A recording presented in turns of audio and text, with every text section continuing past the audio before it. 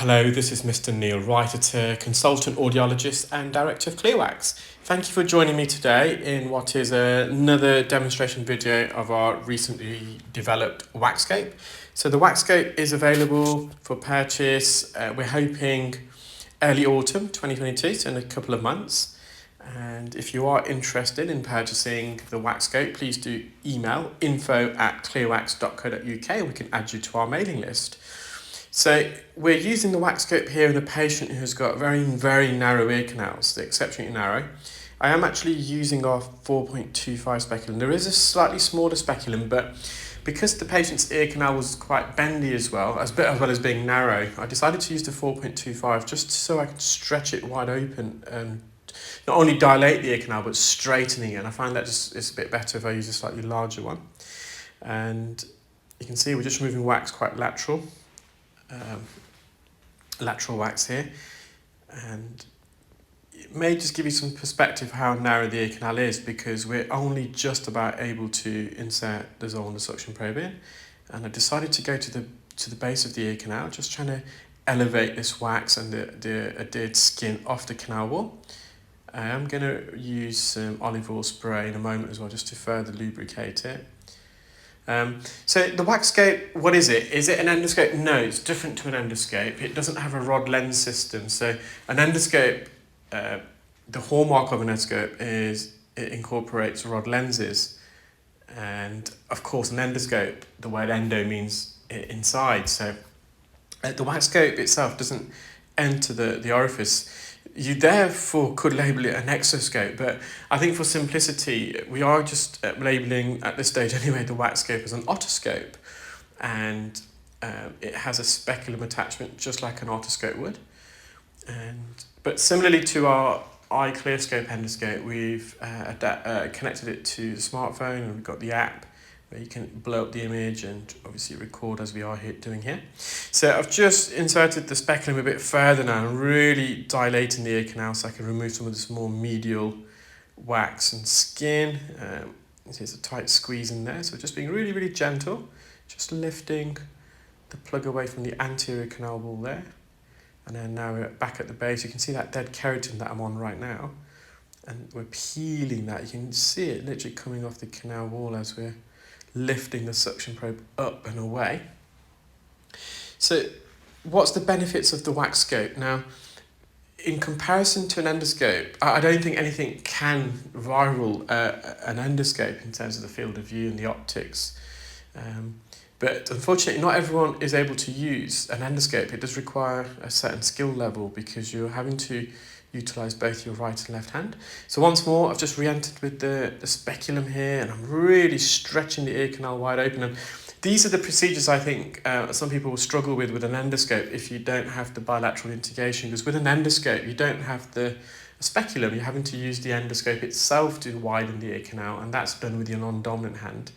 And simultaneously, you need to coordinate your dominant hand to remove the wax, and that's where some people find it difficult with an endoscope. If you've acquired the endoscopic skill, then I don't think there's anything that can rival it. But if you are struggling to use an endoscope, what is the next best alternative? And that's where the WAXscope, I feel, enters a league in its own. An ENT operating microscope is brilliant in terms of magnification. However, and also depth perception, because they converge your interpupillary distance. Therefore, if wax is visible with both eyes, and that's what an ENT microscope is able to do, because it artificially converges the distance between your pupils to view the wax with both eyes, it provides you with depth perception. However, if the wax is really deep, or there's a very narrow canal, even with an ENT microscope, you can lose depth perception, because although the ENT microscope is trying to converge your eyes closer, it's just not able to do it that close enough. There is some loops that can also to do the same. But the problem with an ENT microscope, again, it does require a lot of skill level to master, to be able to use that binocular vision. An ENT microscope's got a large blueprint, it's not portable, and it's relatively expensive compared to alternatives. So then you've got head loops. Now, head loops, there are some head loops, like I alluded to, that can give you some depth perception by converging or interpupillary distance. I'll come back to that moment. So again, just managed to remove that plug, just stretched the ear wide open there, and that's the patient's eardrum, nice and healthy, good light reflex, got great magnification there. And we're going to proceed to the patient's right ear in a moment. So with the head loops, they're more portable, more cost effective. There is some loops that provide you with the binocular vision, so some depth perception. However, again, that's if the wax is more medial, more mid-canal or more lateral, and if they've got a narrow ear canal and the wax is very deep, you do lose that depth perception. Head loops though, you're constantly trying to battle to get focus when you move your head. ENT microscope is slightly different because you can fix the lens, so it's only if the patient moves or if you're then having to adjust the speculum to view a different part of the ear or to remove some further wax. So the case is the same actually with the ENT microscope and head loops. You constantly have to fight to regain focus, but more so with head loops. But head loops, you just don't get that magnification. So if you're moving wax very deep, I found it very difficult.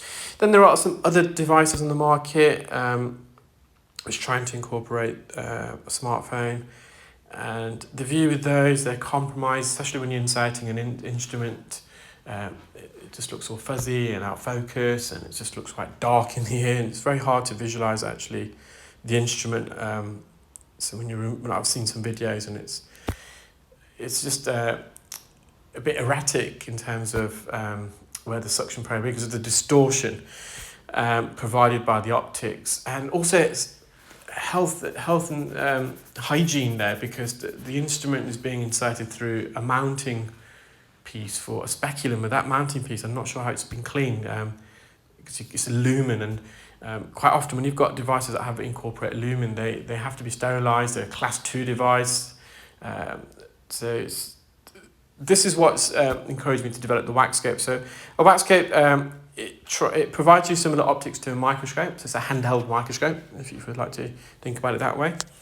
But I feel it's the next best alternative to an endoscope. It's cost effective in terms of an ENT microscope. It's got much more better magnification than loops. The instrument, you can clearly see the instrument because it's coming from a higher angle. And these speculum are disposable.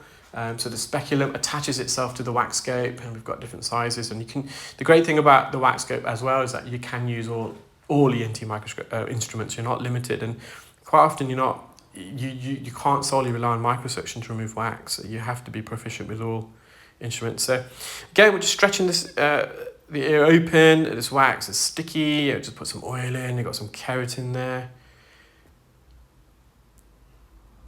These speculum that we're using currently, these are our prototypes. We're just they are going to be injection molded. We're just developing the tooling for that. Hence why it's going to be a few months before we're able to commercially launch this. But the feedback we're getting so far, we've had so much interest from not only from audiologists but other healthcare providers who are already providing earwax removal. So we've added them to the mailing list, and I'm actually really enjoying to remove wax with the WAXscope now. It's different to an endoscope, of course, the view, but I am enjoying it actually. It's just a different view completely in terms of magnification. Of course, with the field of view with an endoscope. Endoscope is still my preferred option, but this is really growing on me at the moment. The WAXscope, and patients are really enjoying it as well. And I'm trying to use the WAXscope in difficult cases as well. I just don't want to use it in easy cases. So cases like this. So move that wax, very narrow ear, but you can see the eardrum there. We managed to clear it all. And so that's the end of the procedure. So if you are interested in the WAXscope, please do email info@clearwax.co.uk. Thank you. Bye.